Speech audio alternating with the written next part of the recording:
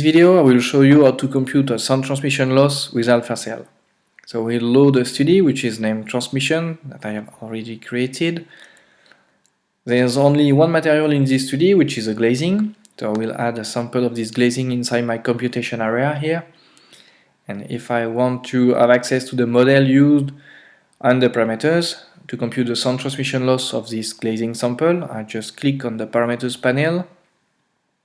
And I can see that, okay, we have 10mm thick sample. Of course, we can change the thickness.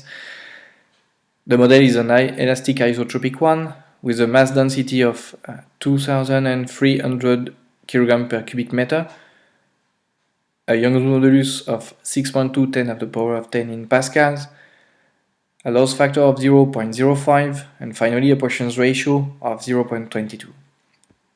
If I want to compute the sound transmission loss for this glazing sample, I just have to click on the ending button to change for an anechoic ending, and on the other side I will change the excitation to a diffuse sound field.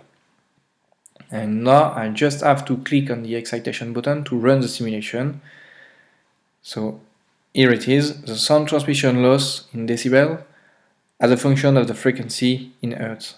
The dip here around 1300 Hz corresponds to the critical frequency of our glazing sample. So to be sure, we can click on the material icon and drag it to the right information panel here, and indeed we can see that the critical frequency is around 1300 Hz.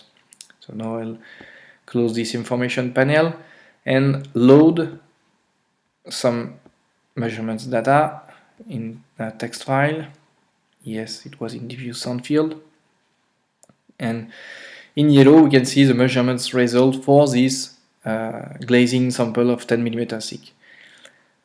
We can see that above the critical frequency we have a good correspondence between measurements and simulation, while in the low frequency range, so below the critical frequency, the transfer matrix methods underestimates the sound transmission loss.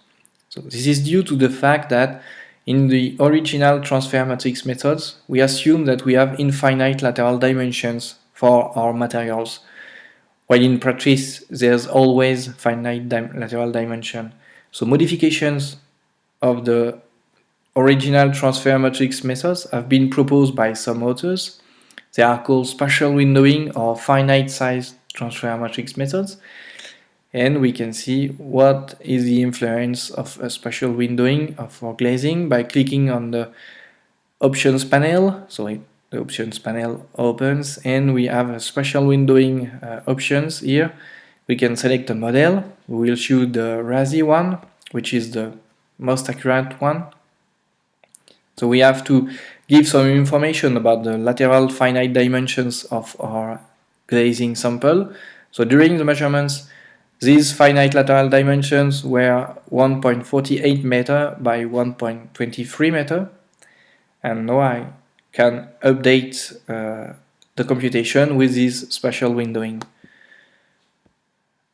So as the simulation lasts 2 minutes, I will stop it and load a previous computation, okay, which appears here in purple. So to be sure, I will update the legend. So first simulation was transfer matrix methods in diffuse sound field, and second simulation was finite site transfer matrix methods in diffuse sound field, which take into account the spatial windowing. So we'll close this panel, and we can see that the spatial windowing improves the results and the prediction of the transmission loss for our glazing sample. And as all these curves have been realized in diffuse sound field, we can have access to indicators like RW, CCTR, and we can see that we have a better prediction of the measurements indicator, of the measurement indicator with the finite site transfer methods.